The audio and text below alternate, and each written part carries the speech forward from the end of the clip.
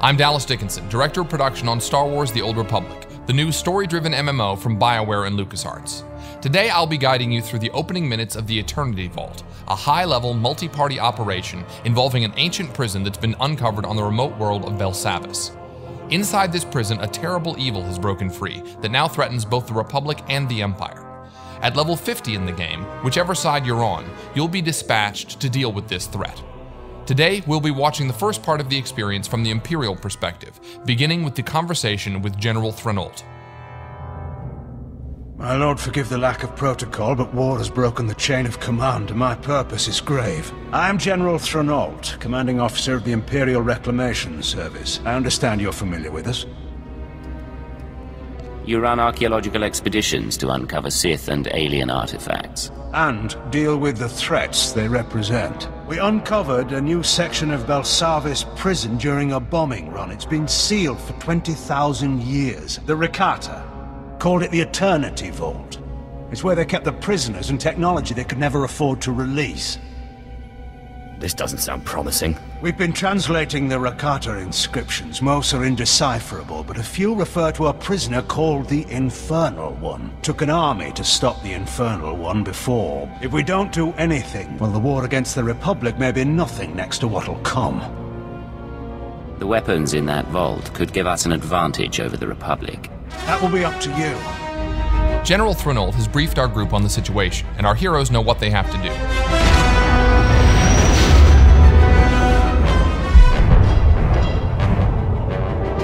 Within Belsavis atmosphere, proceeding to surface. All hands prepare for enemy fire. The Eternity Vault defenses are active. Coming into Belsavis' atmosphere, the Imperial ship has come under fire from the prison turrets and is going down. The players must get to the escape pods. Each player takes his or her own pod to land at different points on the planet's surface. Weather conditions are extreme on this part of Belsavis. Players have to run through the snowstorm to gather up around a burning escape pod. Enter my domain. Children unknowing, they will serve. That voice belongs to the Infernal One. He knows our heroes have come for him, and he has prepared his prison fortress to repel their attack. Our players wisely take a moment to activate any abilities that can give the group defensive and offensive bonuses. They're gonna need them. So as the battle begins, you can see the Sith Juggernaut. He's the primary tank for the group, and he's rushing ahead to draw fire from the turrets and the enemy droids. The Sith Assassin is the group's second tank, and he's getting in there also, drawing one of the Eternal Sentinel droids to him with his Force Pull ability.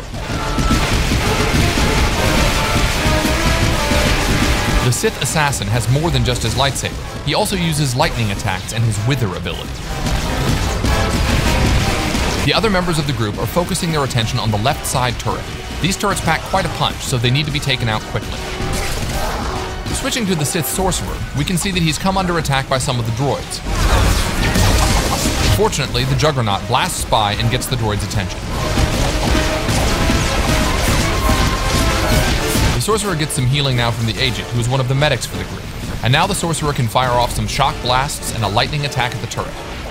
The turret has focused its sights on the Mercenary. That white ray means a powerful area of effect attack is coming, so it's good the Mercenary is off to the side. The Mercenary fires off a few Heatseeker missiles, and you can see on the bar that the group is burning down the turret's strength.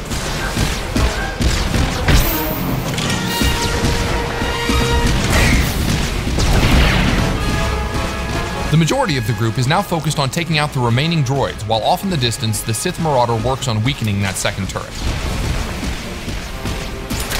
Here we see the Power Tech use his retractable blade on one of the droids, but even as one falls, more are coming in. You can see the Sorcerer here unleashing Force Storm, a wide area of effect attack to damage as many droids as possible.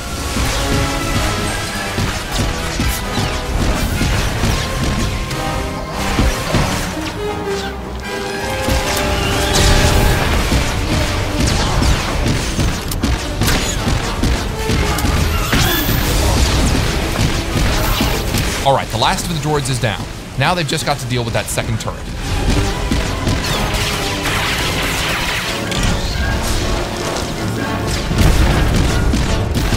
And with one last barrage of missiles, that's down too. My finest creation, machine of machines, metal enemies. welded together, an allied toward Before they enter the Eternity Vault, the Infernal One has another surprise for the group. This is going to be a harder fight. The Sith Juggernaut force charges in to kick things off. We switch perspectives to the Operative, who's already firing off some heals. Note that he's got larger icons to show group members' health front and center. A nice UI option for medics. So far, so good. The Juggernaut and Assassin are keeping the droid's attention while the others lay down damage from range. The Annihilation droid has laid down a sweep there to blast back the group members who were standing too close. Now here's where it gets complicated. When the droid starts firing off those swarms of missiles, that's deadly. Fortunately, the group knows this, and you can see them taking cover behind the destroyed turret. So most of the group is hiding, but the Juggernaut and Assassin are actually able to withstand this kind of firepower, so they're just charging right back in.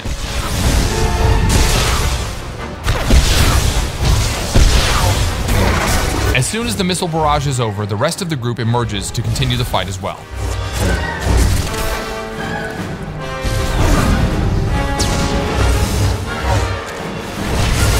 We switch to the Sith Sorcerer, who keeps his distance and keeps a steady flow of lightning streaming out to weaken the droid.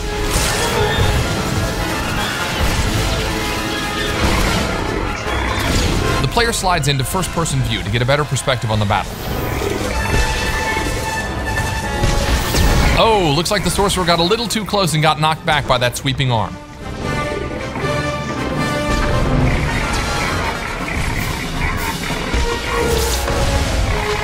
Now the droid is beginning another bombardment with his rockets. This time the group doesn't hide, however, and instead collapses in and keeps fighting. It's critical here that the healers use area of effect heals on the entire group.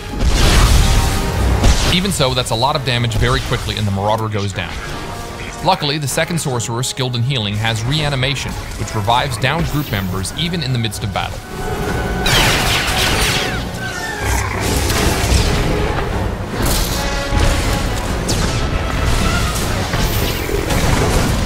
The red targeting reticle over our Sorcerer indicates that he's been targeted for a heavy missile attack. This attack will slam not only him, but anyone standing nearby, so he smartly moves away from the rest of the group to take the hit. methods analyzed. Engaging stolen protocols.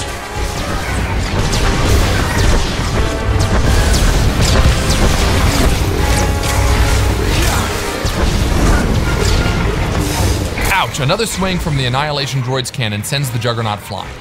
He won't stay down long though. Running back, he uses Force Charge to leap into the fray.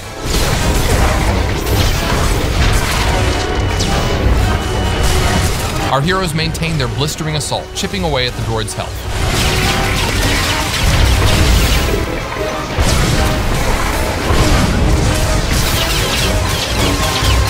Tactics analyzed.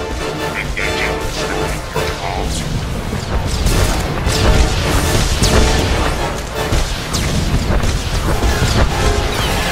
And here the droid is launching another missile barrage, but his health is low, so the group just converges on him. They're gonna go for it.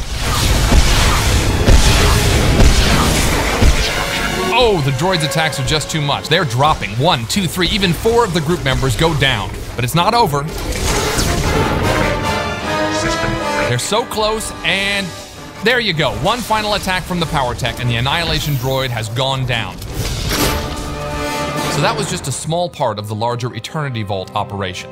We hope it's given you a good feel for what playing through the operation will be like for you and your friends. Thanks for watching. We'll leave you now with a sneak peek at what the Infernal One has in store for players inside the Eternity Vault.